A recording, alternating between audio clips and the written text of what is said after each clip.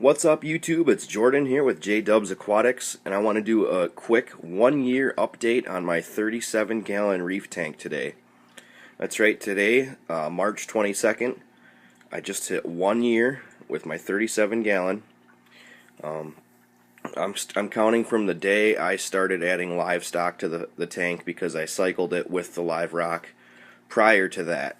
But I'm counting the day I started this tank as March 22nd because that's when I first transferred livestock into the tank. A lot of things have changed since I started this tank. You know, I started no skimmer with a canister filter and didn't have a reactor. I had started with power heads that were just constant flow, and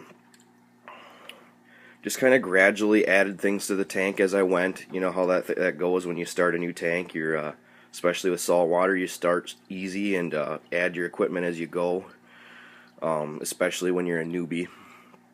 I definitely wouldn't be starting out this way for my next setup. My next setup, I'm definitely going to have all the necessary equipment right away and avoid all the headaches that you can get with new tanks, just from equipment issues and stuff like that.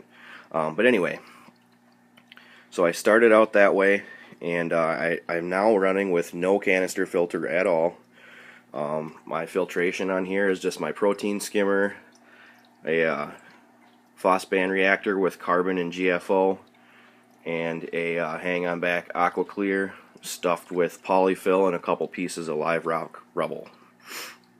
I've upgraded my power heads from, like I said, I had constant flow power heads to the JBO or JBO, however you pronounce that, RW4s, wireless sync pumps. The controller is right down there for it. There's another controller on the other side, but they sync wirelessly, and those have been great. Other things I've changed, see, I had the DIY Refugium up here in the aqua clear for a while, but that got too dirty too fast, and I didn't like that. And I didn't want to just throw my Chaeto away, so I've got it in this ugly egg crate box for now. Next setup, I'm definitely going full-on Refugium and putting a bunch of live rock and a bunch of Chaeto in it. But as far as, I've gone through a lot with this tank as far as losing corals. I've only ever lost a couple of fish, and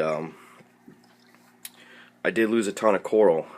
It was at one point you could hardly see any of the rock in here, and I was probably about 7 or 8 months in, and I was just getting really heavy into it. Bought too much coral, bought too many fish, and because of buying too many fish, I had nitrate problems, and started getting hair algae outbreaks, and I've never had aptasia, I've never had cyanobacteria, I've never had zoanthid-eating nudies or anything like that.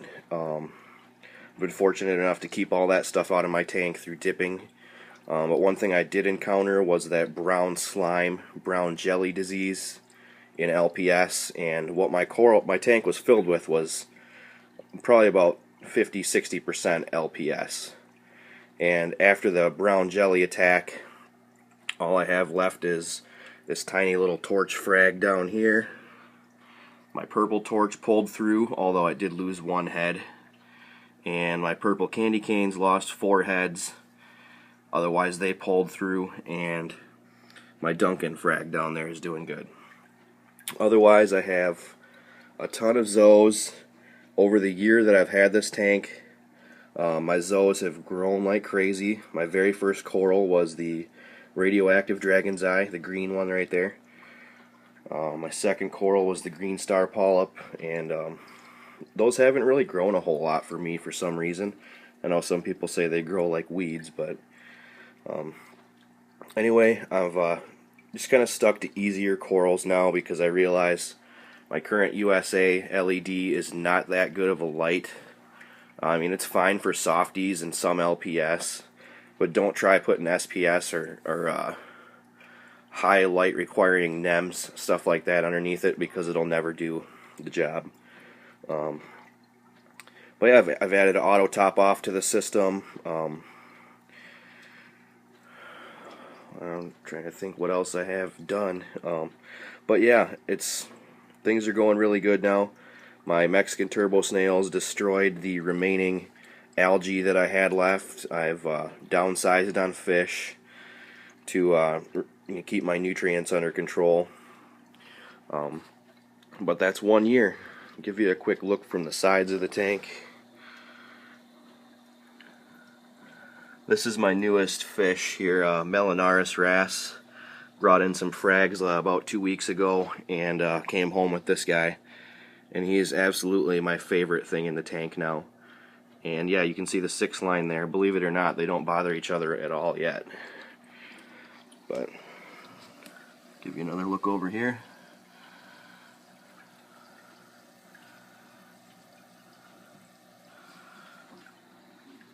Well, that's it. Wish the 37-gallon here a happy birthday, and thanks for checking it out.